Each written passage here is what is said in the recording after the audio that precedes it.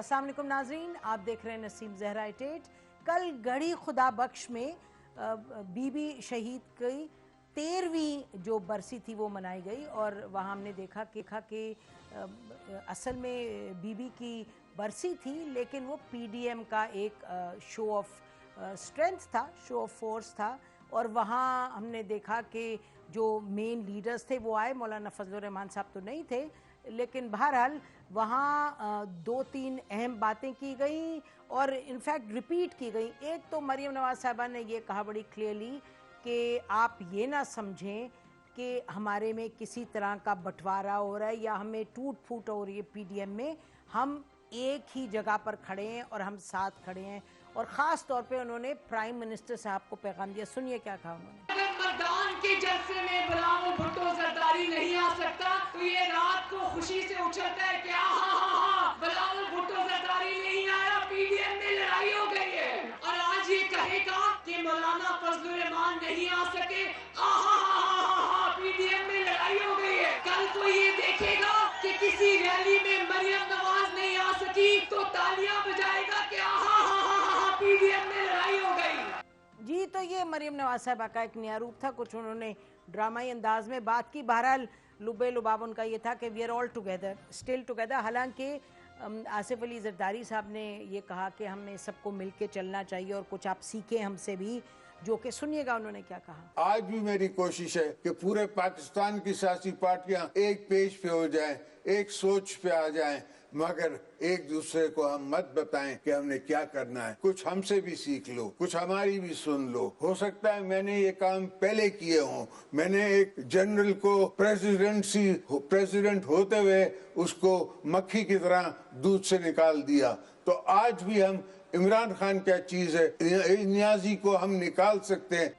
और फिर नाज़रीन हमने ये देखा कि कल उस तकरीर में बड़ी क्लियरली जो एक अहम डेवलपमेंट हम इसको कहेंगे, जहाँ के मोहम्मद अली दुरानी साहब सेक्रेटरी जनरल जो पीएमएल फंक्शनल के हैं, वो जाके शहबाज शरीफ साहब से मिले थे, उसके हवाले से सुनिएगा मरीम नवाज साहिबा ने क्या कहा। एक शख्स अकेला खड़ा हुआ नजर आ रहा है, अकेला, नाकाम है, हारा हुआ है। इसलिए अब किसी को कभी कोई मैसेज भेजता है, कभी कोई अपना मैसेंजर भेजता है। शहबाज शरीफ साहब से मिलने के लिए खानदान वालों को हफ्ता हफ्ता इजाजत लेनी पड़ती है, लेकिन इनका मैसेंजर जो एनआरओ की भीख मांगने ये आते हैं तो इनके लिए जेलों के दरवाजे खोल दिए जाते हैं, इजाजत की भी जरूरत नहीं पड़ती।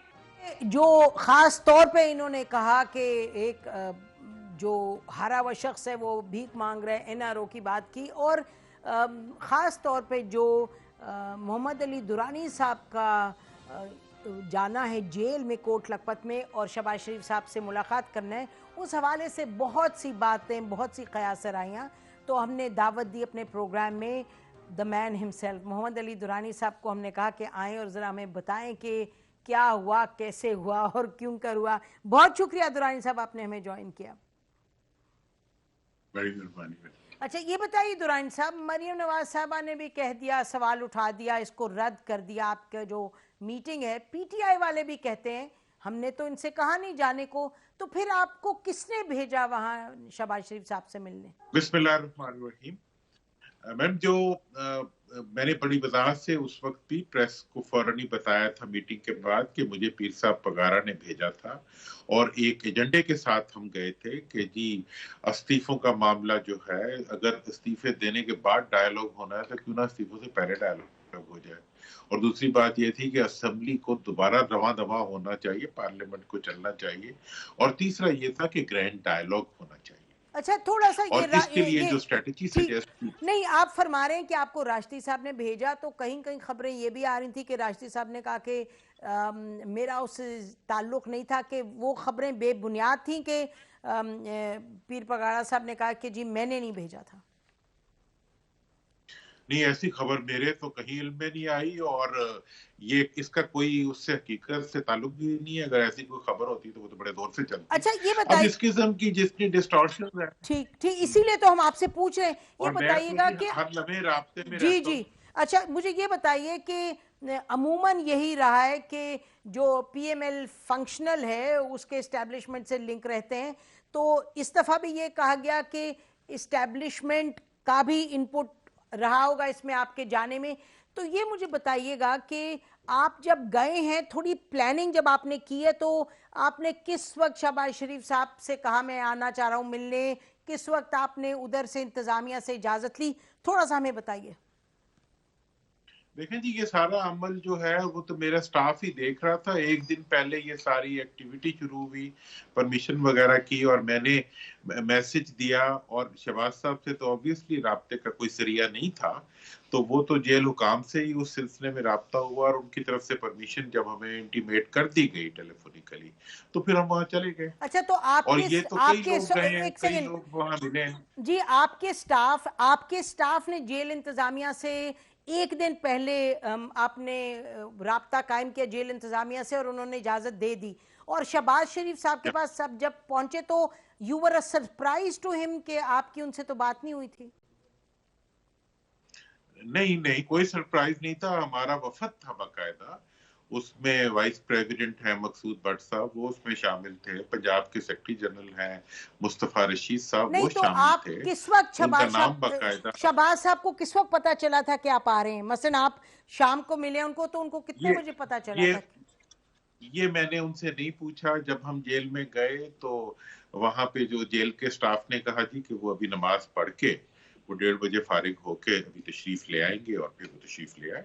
नहीं, तो ये बताइए कि इसमें कोई इतनी बड़ी, मुझे असल में देखिए, इसमें मुझे कोई सस्पिशन नजर नहीं आती कि जेल में, देखें बात यह है कि जो बात जेल से आके मैंने की उसके बारे में कोई एक लफ्ज की भी कहीं से कोई तरदीद नहीं है। जेल से आके जब मैं बाहर आया तो मैंने आके प्रेस के सामने ये बात रखी कि जनाब हम इस तरह इस डेलीगेशन के साथ मिलने गए थे, ये बातें हमने शहबाज साहब के सामने रखी, और उन्होंने बहुत वजाहत से कहा कि वो पार्टी डिसिप्लिन और पीडीएम के जो फैसले हैं उनके वो पाबंद हैं। और इसके ऊपर, और यही बात मैंने आके बाहर भी बताई। तो इसलिए आज भी जो मरियम बीबी भी जो बातचीत कर रही हैं वो यही कर रही हैं।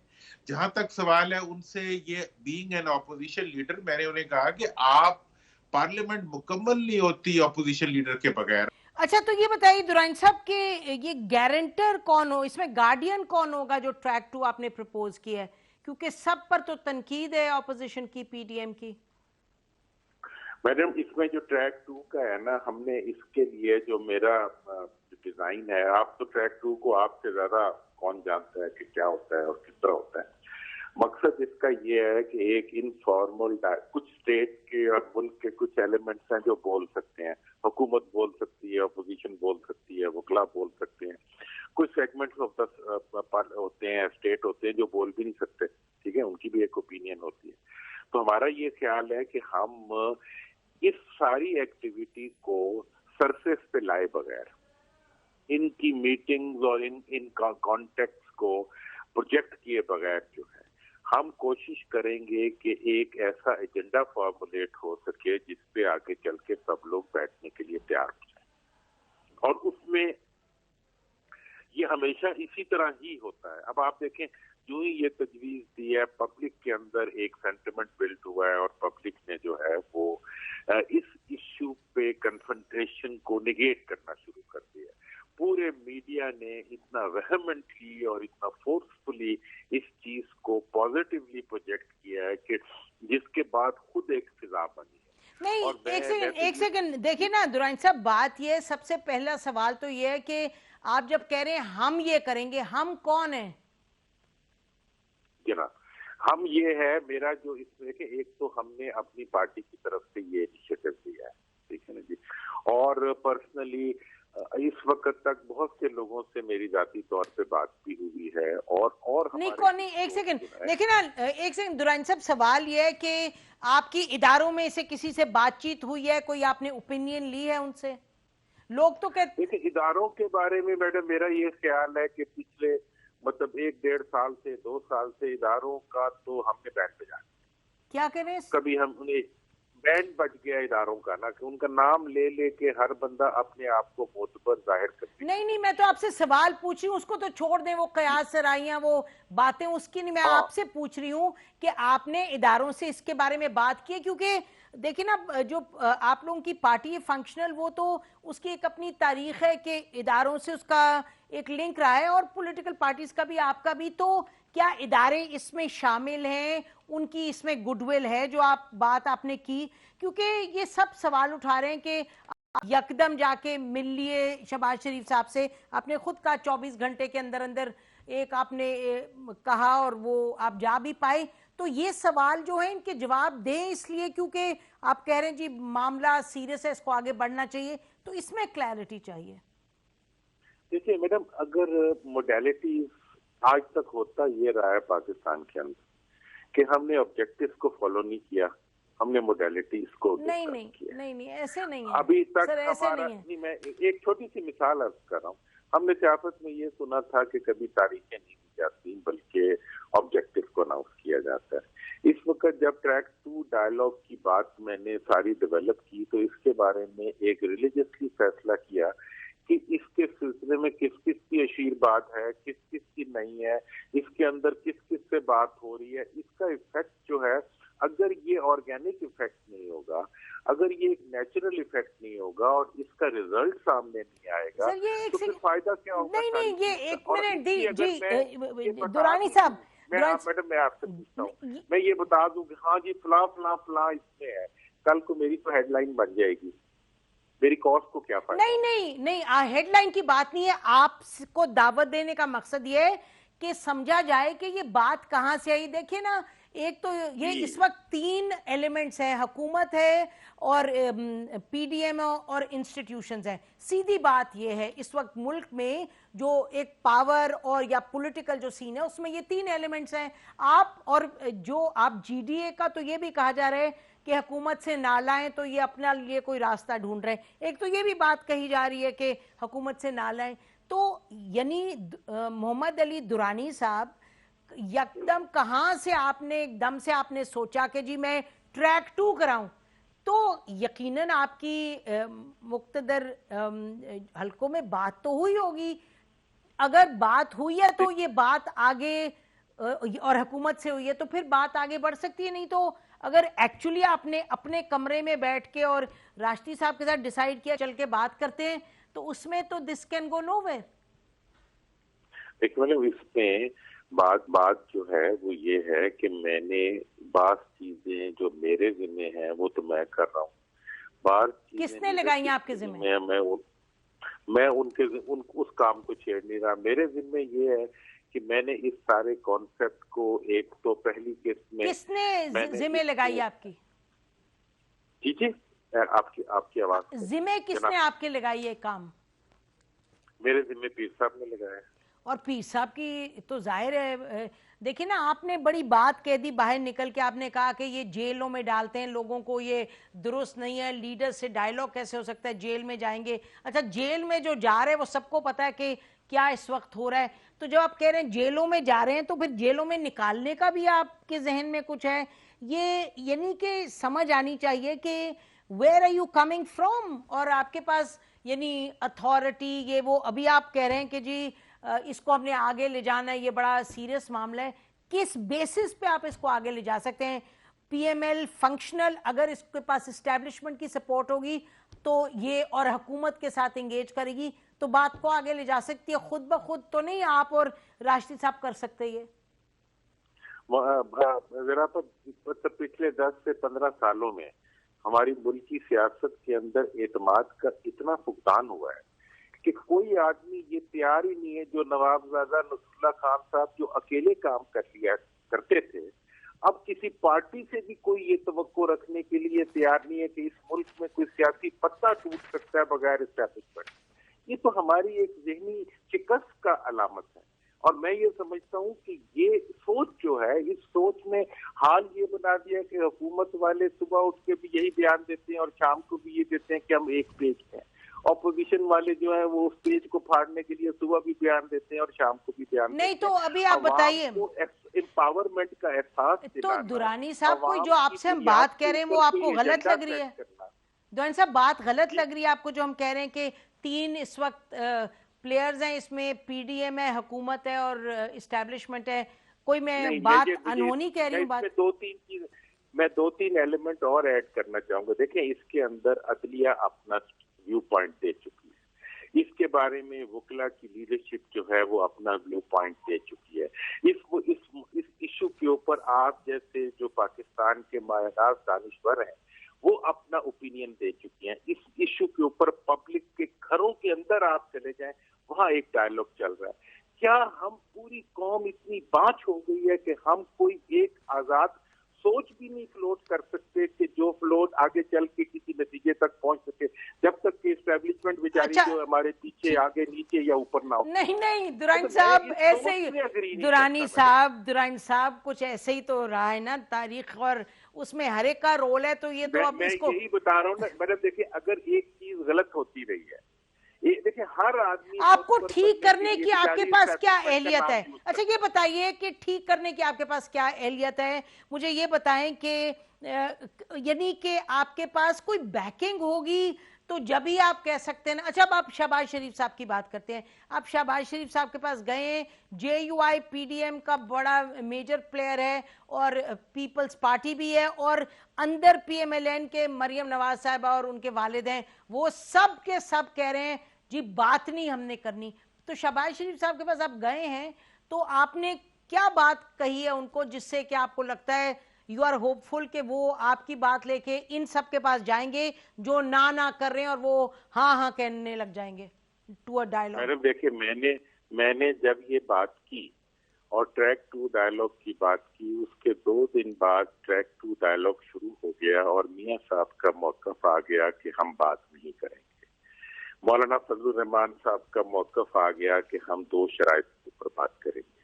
मरियम बीबी ने अपना मौकफ दे दिया। आप मुझे बताएं, क्या कोई डायलॉग जो 2 फाइटिंग फोर्सेस के दरमियान हो वो एग्रीमेंट से शुरू होता है? नहीं, वो डिसएग्रीमेंट के इजहार से शुरू होता है। तालिबान और अमेरिका के दरमियान जब बातचीत शुरू हुई, वियतनाम और अमेरिका के दरमियान बातचीत शुरू हुई, दूसरी तरफ तो जंग हो रही। नहीं वियतनाम और उसको तो छोड़ देना, आप पाकिस्तान में रहे। आप ये बताएं कि ये आपको जो मसलन इस पर ले लेते हैं, आपने कहा कि जी जेल के अंदर लीडर्स हैं तो नहीं होना चाहिए उनको, फिर बातचीत कैसे होगी? अब देखिए, तो इस पे आप क्या आपके जहन में है? मैं एक बात कर जी मैडम, नैब और जेल के बारे में मैं एक बात करना चाहता हूँ। देखिए, अकाउंटेबिलिटी के बगैर कोई मुल्क नहीं चल सकता। अकाउंटेबिलिटी होनी चाहिए, और अकाउंटेबिलिटी करने का दुनिया के अंदर अख्तियार सिर्फ अदालत को है। ठीक, किसी इंतजामिया को, किसी हुकूमत को, किसी बड़े से बड़े ओहदेदार के पास कानूनी तौर पे ये हक नहीं है कि वो किसी को चोर कहे। तो पॉइंट ठीक है। अच्छा तो पॉइंट आपका क्या है? मेरा पॉइंट ये है कि सच बात और हक बात को प्रोपोगेट करने से वो गालिब होती है। देखिए हम नहीं, अभी आपने फरमाया, एक सेकंड, अभी आपने कहा कि नहीं, देखिए नहीं, अभी आपने कहा कि किसी को हक नहीं किसी को चोर कहने का और ये कहने का अलावा अदालत के। तो आप प्राइम मिनिस्टर के हवाले से कह रहे हैं कि वो जो चोर कह रहे हैं और डाकू कह रहे हैं वो गलत कह रहे हैं? मैं जनाब सबके हवाले से कह रहा हूं जो एक दूसरे को चोर कह रहे हैं। अगर आप ये समझें कि अदालत के पास ये इस्तेहकाक है कि जिस दिन वो किसी मुल्ज़िम को मुजरिम बना देती है उस दिन पूरी दुनिया उसको मुजरिम कहे। ठीक, अगर मैं किसी को अक्यूज करना शुरू कर दूं तो आप अगर लंदन में जाके लॉ ऑफ टॉर्ट्स के तहत जो है कोई आदमी को कोई गलत कह, जितने हमारे लोगों ने वहां जाके कहा सारे फंस गए। हमारे यहाँ तो फ्री फॉर ऑल है। अच्छा ये बताइए कि शहबाज शरीफ साहब ने आखिर में बात क्या कही आपको कि पीडीएम की लीडरशिप से बात करेंगे? कोई टाइमलाइन दी है या बस अब वो आपको बुलाएंगे या क्या? What is the next step? आपके जहन में क्या अगला स्टेप है? नहीं, मैंने तो देखिए उनके पास जाना जो था वो तो एक असूली मौकफ का इजहार था कि अपोजिशन लीडर के बगैर पार्लियामेंट मुकम्मल नहीं होती। अगर अपोजिशन एप्रीहेंडेड है, अपोजिशन लीडर जेल के अंदर है, तो वहां जाके भी उनसे जरूर बात नहीं। तो अगला स्टेप क्या आपका दुरानी साहब, आपका अगला स्टेप क्या है? आपका अगला स्टेप क्या है? अगला स्टेप तो मैंने शुरू कर दिया। हमने सबसे अपनी हम्बल कैपेसिटी में, और हमारे और दोस्त जो सियासी तौर पे प्रोएक्टिव हैं, उन्होंने लोगों से राब्ते करने शुरू कर दिए। और यानी कि हुकूमत से किसी से राब्ता हुआ है? जी, हुकूमत में किसी से राब्ता हुआ है? देखें जी, इस सिलसिले में मैडम जितने भी राब्ते हो रहे हैं, मैं मेरे टेलीफोन पे अगर किसी से बात हो रही है, पीर साहब की किसी से हो रही है, वो हो रही है, इस वक्त हमने ये एक फैसला किया हुआ है कि हम उसको खबर नहीं बनाएंगे। ठीक है, ठीक है, आप कह रहे हैं खबर नहीं बनाएंगे और खामोशी से राब्ते करते रहेंगे। और सबसे बड़ी बात यह है कि मीडिया ने जो बिल्डअप किया है इस वक्त कि जी कन्फ्रंटेशन नहीं होनी चाहिए, टकराव नहीं होना चाहिए, बल्कि इस वक्त डायलॉग के जरिए बात हल होनी चाहिए, और टकराव के नतीजे में अगर आग लगेगी तो उसमें सब जलेंगे, इसमें कोई नहीं जीत सकता, इस लड़ाई के अंदर सब हार जाएंगे। ठीक ठीक, बहुत बहुत शुक्रिया दुरान साहब, हमें ज्वाइन का। नाज़रीन, अभी आपने सुना मोहम्मद अली दुरान साहब की बातें, और इसके बाद हम आएंगे तो हमारे साथ मौजूद होंगे तारड़ साहब, PMLN के लीडर हैं। उनकी मुलाकात हुई शहबाज शरीफ साहब से हफ्ते को। इस मुलाकात के बाद जो जिसका जिक्र दुरान साहब कर रहे थे, उनसे पूछते हैं कि what is the story on that side. Stay with us.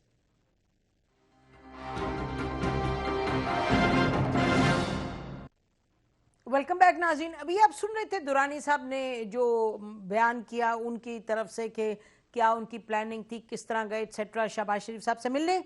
अब हमारे साथ तारड़ साहब मौजूद हैं, Tarullah Tarar, deputy secretary general PMLN के, और शहबाज शरीफ साहब से इनकी मुलाकात हुई है 48 घंटे पहले। तो इनसे सुनते हैं वाक़या के उस तरफ की क्या वर्जन है, क्या खबर है। तारड़ साहब, बहुत शुक्रिया आपने हमें ज्वाइन किया। ये बताइएगा कि शहबाज शरीफ साहब को क्या पहले से मालूम था, उनसे पूछा गया कि वो मिलना चाहते नहीं मिलना चाहते? ये मुलाकात का जरा बताइए।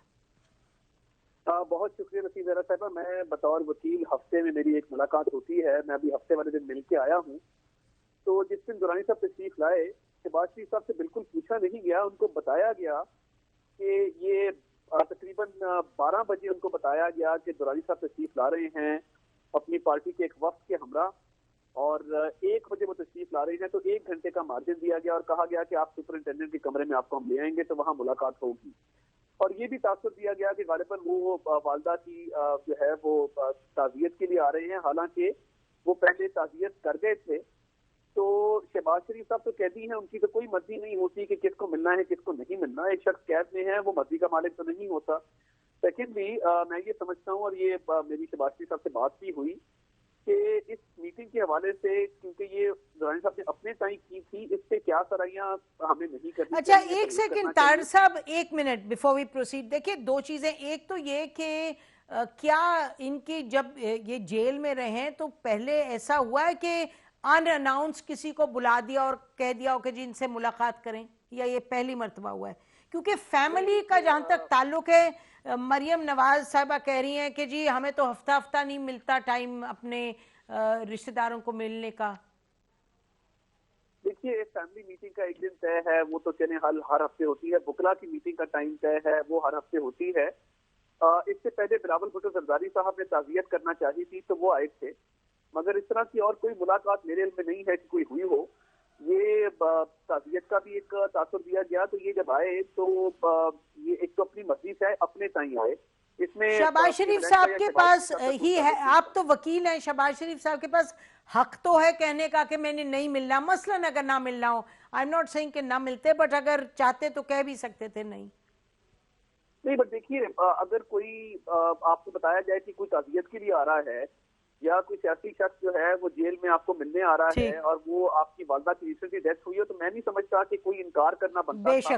बेशक। ये बात जरूर है कि ये शहबाज शरीफ साहब की रिक्वेस्ट पे नहीं हुई, ना उनकी मर्जी शामिल थी, एंड वो जेल में है, वो किस तरह से इनकार। ठीक है, अच्छा ये बताइए कि वो उन्होंने कहा क्या? व्हाट एग्जैक्टली डिड ही से टू हिम?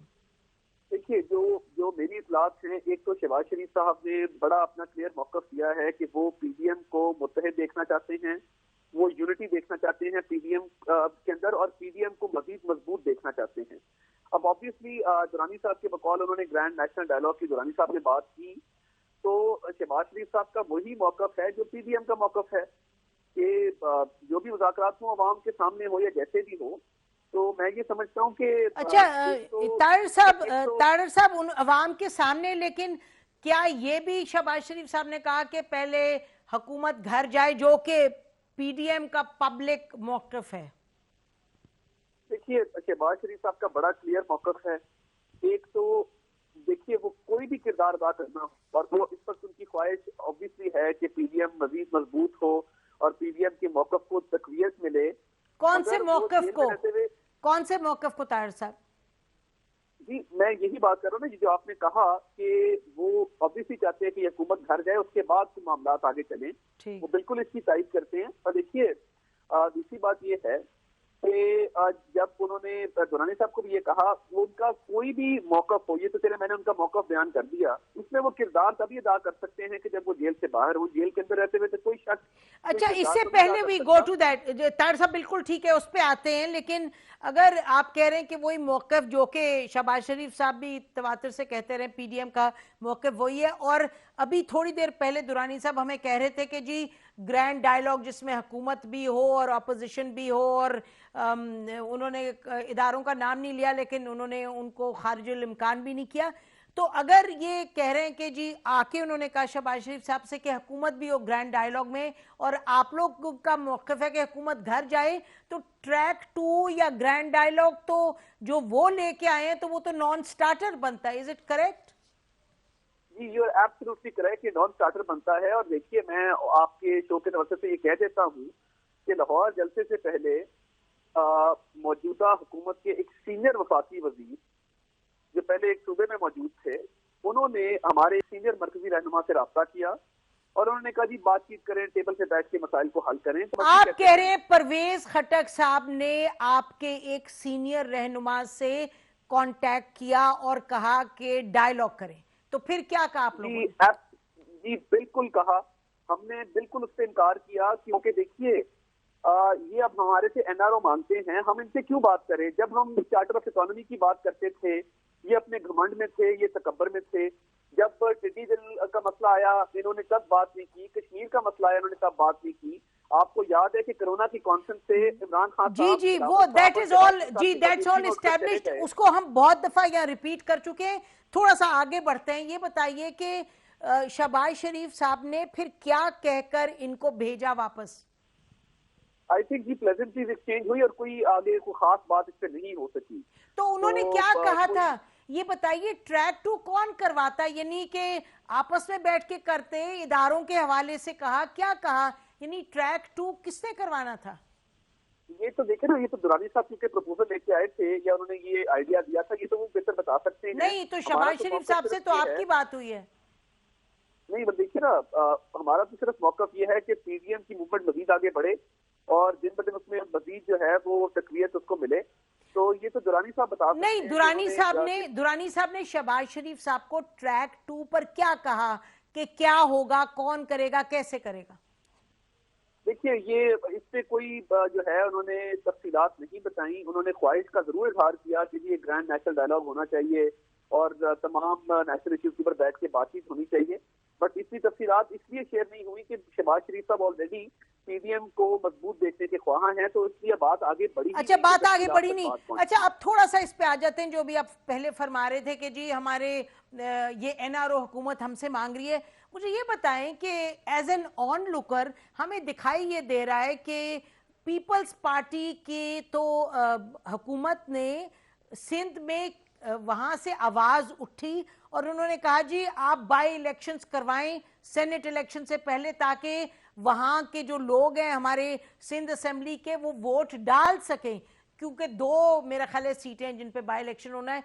तो पीपल्स पार्टी तो बाई इलेक्शंस का कह रही है, क्योंकि सेनेट में वो कह रहे हैं उनके वोट जाया ना जाएं। इसका मतलब ये हुआ, मंतकी तो बात ये है कि गिवन दिस कि वो तो सेनेट के इलेक्शंस में हिस्सा लेंगे, तो फिर हुकूमत काहे को परेशान हो अगर पीपल्स पार्टी का ये इरादा है? उनके इस डिमांड से दिखाई देता है।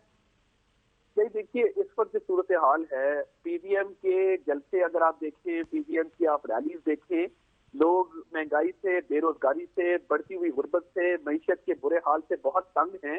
और दिन ब दिन पीडीएम के जलसे जो है वो आप देख सकते हैं कि वो काफी बड़े होते जा रहे हैं। ताडर साहब एक सेकंड, ताडर साहब ये तो देखिए ना, बात है कि जलसे अगर अभी चले 5 लाख लोग भी निकल आए जलसे में, जो कि बात दुरुस्त नहीं है। अगर मैं कह दूं कि जी आप कह रहे हैं बहुत बड़ा जलसा, सवाल ये है कि जब तक के कोई तरीका नहीं है हुकूमत के घर जाने का आईनी, तो फिर तो कुछ नहीं हो सकता। उसको छोड़ दें जरा, वो तो कयास राय पे बात है कि क्या होगा क्या नहीं।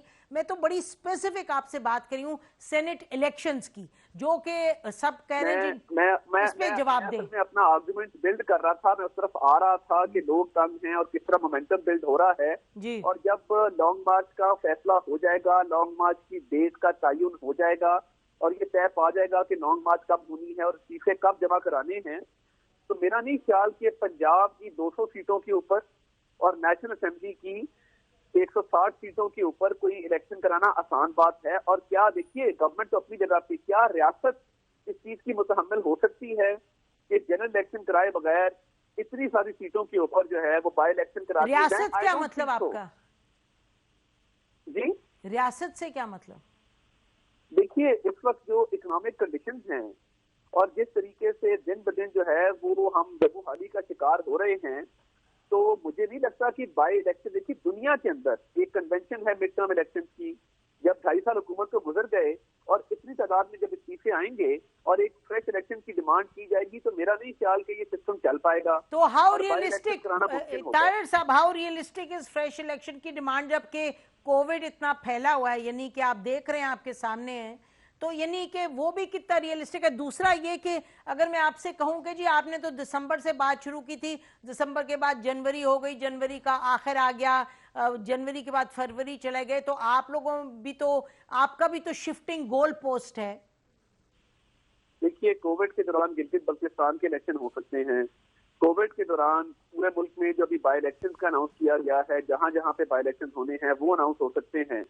हुकूमत का जो मामूल के मुताबिक मामला चल सकते हैं और वो मैं समझता हूँ कि इसमें कोई आर नहीं है कि इलेक्शन करवा दिए जाएं। उसका मेरा नहीं ख्याल कि कोई जी। तो सवाल जी $1 मिलियन क्वेश्चन तो ये ना कि हुकूमत जो है वो कहीं जाती हुई नजर नहीं आ रही, यानी कि आप लोगों की इसमें क्या आपकी हिकमत अमली है, क्या सोच रहे हैं, किस बुनियाद पे आपको दिखाई देता है कि गवर्नमेंट जाएगी? बताइए जरा।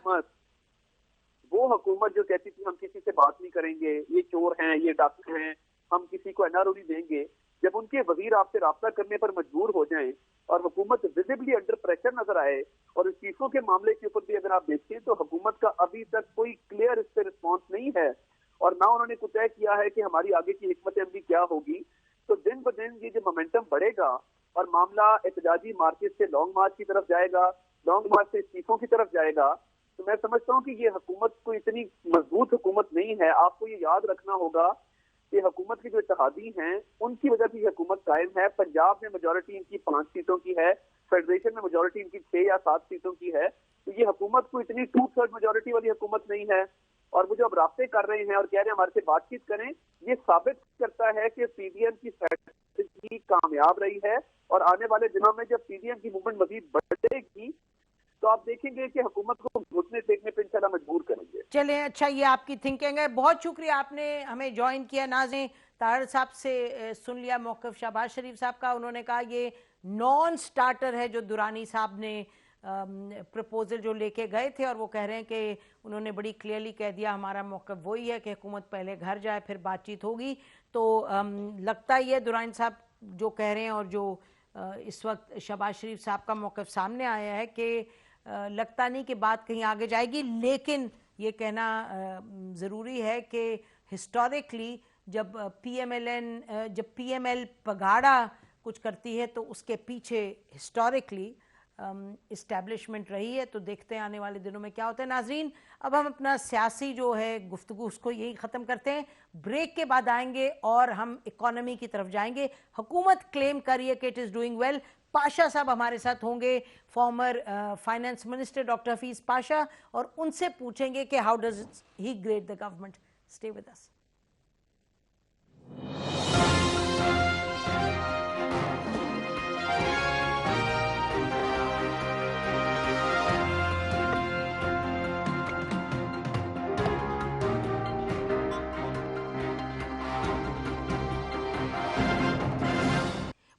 नाज़रीन, सियासत तो चल रही है, उसके साथ साथ इक़्तिसादियात के हवाले से, इकोनॉमी के हवाले से बड़े बड़े सवाल हैं, कहीं जवाब मिलते हैं, कहीं जवाब नहीं मिलते। एक ये बात बड़ी क्लियर है कि पिछले कुछ दिनों में यकीनन मसलन खाने पीने की जो अशियाए खुर्दोनोश हैं उनमें उनकी कीमत कम हुई है, सब्जियों की कीमत कम हुई, आटे चीनी की कम हुई।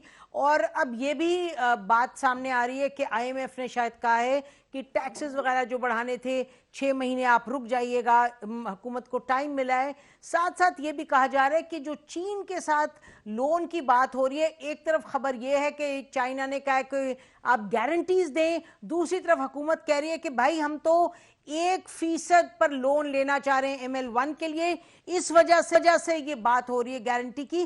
तो सवाल ये है कि हुकूमत जो कहती है कि हमारा करंट डेफिसिट भी कम किया, तो ये बड़ी बात है। और ये कि नवंबर पिछले साल और इस साल में हमारी एक्सपोर्ट्स में भी मुकाबलतन बेहतरी आई है, तो ये हुकूमत का अपना केस है, ये हुकूमत का केस है। लेकिन जो नाक़िदीन है उनका केस है कि हाय हाय मुसीबत ही मुसीबत, अभी तक कोई हालात बेहतरी की तरफ नहीं जा रहे।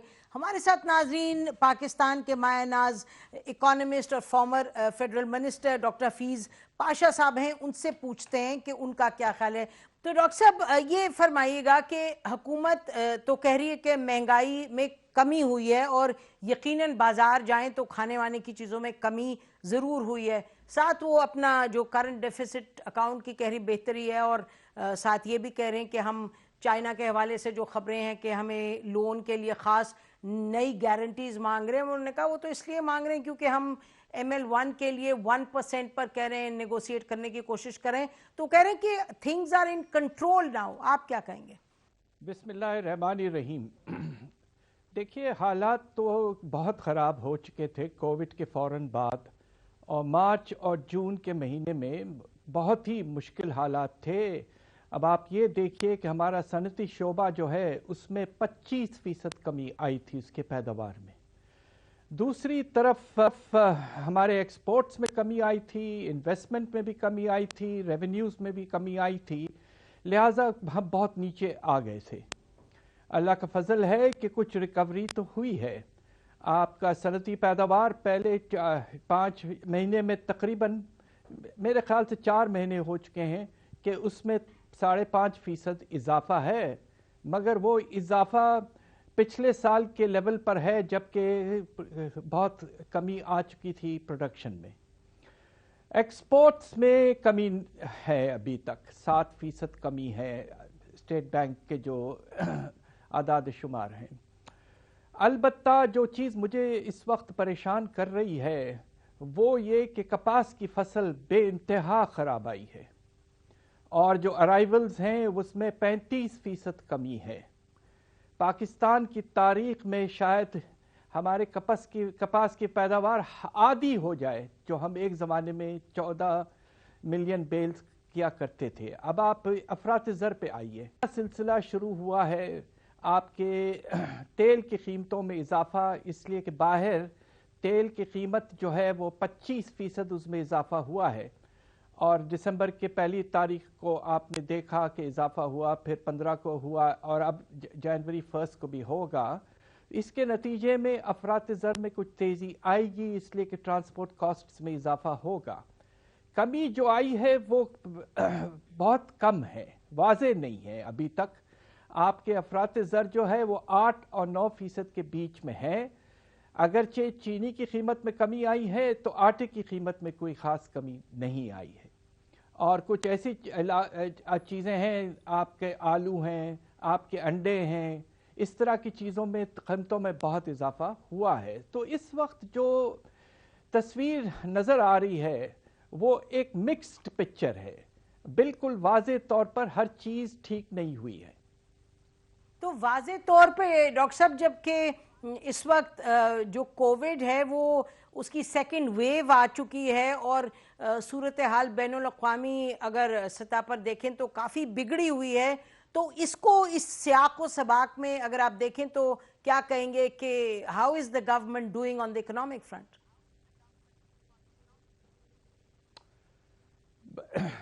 सवाल ये पैदा होता है कि एक तरफ तो अच्छी खबर आई थी कि वैक्सीन्स डेवलप हो चुके हैं और उनका इस्तेमाल भी शुरू हो चुका है, दूसरी तरफ कम से कम इंग्लैंड की तरफ से जो खबर आ रही है वो ये कि म्यूटेशंस होना शुरू हो गए हैं कोविड के, तो लिहाजा उसमें भी एक मिक्स्ड पिक्चर है। हम बस ये दुआ कर सकते हैं कि ये म्यूटेशंस पाकिस्तान की तरफ ना आए, दूसरे मुल्कों की तरफ ना आए। हुकूमत जो है उसकी कोशिश तो यकीनन ये है कि जिस हद तक हो सके लॉकडाउन्स वगैरह को कम से कम, जिसे कहते हैं ना, कि स्मार्ट लेवल पे रखें और पूरी तौर पर ना करना पड़े, इसलिए कि अगर इस तरह का सिलसिला शुरू हुआ फिर से, जिस तरह मार्च तक जून में हुआ था, तो फिर से आपकी पैदावार और हर तरह की चीज़ों में कमी आना फिर से खुदा न खास्ता शुरू हो जाएगी। अच्छा, ये बताइए डॉक्टर साहब कि पहले के हम इंटरेस्ट रेट पे आए, अभी हम देख रहे थे उस दिन जो प्लानिंग कमीशन और मिनिस्ट्री ऑफ फाइनेंस और स्टेट बैंक वगैरह सबकी एक मीटिंग हुई थी जो मॉनेटरी फिस्कल बोर्ड की, उसमें रिकमेंड किया है प्लानिंग कमीशन ने एक्चुअली कि ग्रोथ की तरफ जाना है, स्टेबलाइजेशन अपनी जगह, लेकिन we need to go towards, move towards growth. तो आप जो है इंटरेस्ट रेट को अगली छमाही में कम करें, आप इसको कैसे देखते हैं? मैं तो ये समझता हूँ कि ये एक मुनासिब रिकमेंडेशन है। अब आप ये देखिए, सारी दुनिया भर में जो आपके इंटरेस्ट रेट्स हैं वो बहुत कम हो चुके हैं। हमारे यहाँ अभी तक ये 7% पे है। अलबत्ता स्टेट बैंक ने जो स्पेशल स्कीम्स लाए हैं और ख़ास तौर पे हाउसिंग के लिए जो स्मॉल लोन्स दे रहे हैं वो 5% पे दे रहे हैं।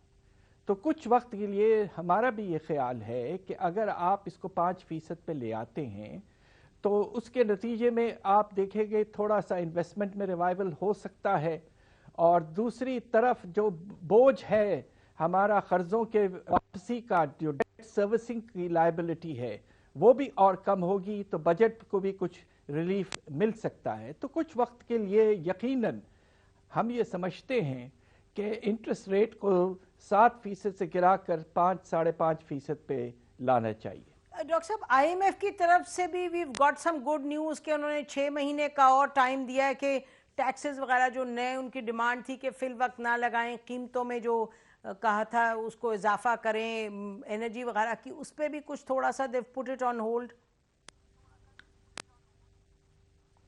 बात यह है कि वो उस वक्त हम समझेंगे कि हुआ है जब आपका जो रेवेन्यू का टारगेट है जो 5,000 से कुछ कम है अरब 4,963 बिलियन, वो कुछ कम किया जाए, इसलिए कि पहले 5 महीने में रेवेन्यूज में 4% का इजाफा हुआ है और बाकी साल इस टारगेट को हासिल करने के लिए हमें 40% इजाफा लाना पड़ेगा, जो कि गैर मुमकिन है।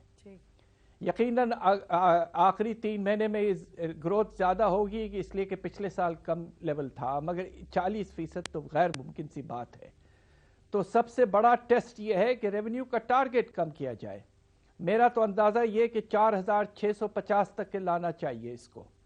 दूसरी तरफ सवाल ये पैदा होता है कि सर्कुलर डेट में जो इजाफा हो रहा है पावर सेक्टर में जी, सालाना 500 से 550 अरब का इजाफा हो रहा है। यह तारीख में ऐसा कभी नहीं हुआ। बेशक इसको किस तरह हम कंट्रोल करेंगे? हमारे मुल्क के अपने इंटरेस्ट में है, वरना एक वक्त आएगा कि लिक्विडिटी की वजह से पूरा सेक्टर रुक जाएगा, खासतौर पे फ्यूल सप्लायर्स, और फिर से एक आर्टिफिशियल बिजली की कमी पैदा होने का खतरा है। आप तो डॉक्टर साहब इस पे प्राइम मिनिस्टर ने खुद कहा कि मुझे मेरी रातों की नींद हराम हो गई है इसी वजह से, जो आपने जिक्र किया पावर सेक्टर। आपको कुछ दिखाई देता है कि हुकूमत कुछ वो इक़दामात उठा रही है या कोई सोच विचार कर रही है जो उसको करना चाहिए to deal with this crisis जिसका आप जिक्र कर रहे हैं?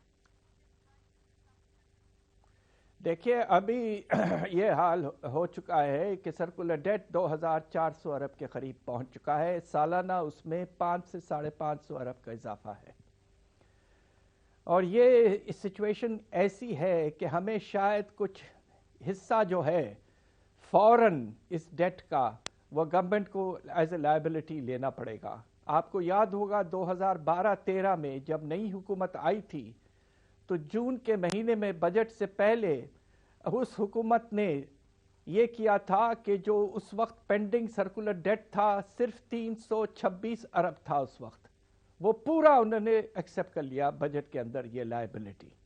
हमें कम से कम 500 से 600 अरब तो कम से कम बजट में लाना पड़ेगा। दूसरी तरफ बात यह है कि आपके जो लॉसेस है उनमें कोई कमी नहीं आ रही है, अलबत्ता कुछ इजाफा है खासतौर पे बिलिंग लॉसेस में। तो लिहाजा इस sector is out of control, badly governed. बिल्कुल। अब कब तक? ठीक है डॉक्टर साहब, इसमें obviously some radical changes need to be made. Doctor साहब चाइना पे जरा आ जाइए फॉर अ मोमेंट कि ये बहुत खबरें आई कि चाइना ने ML1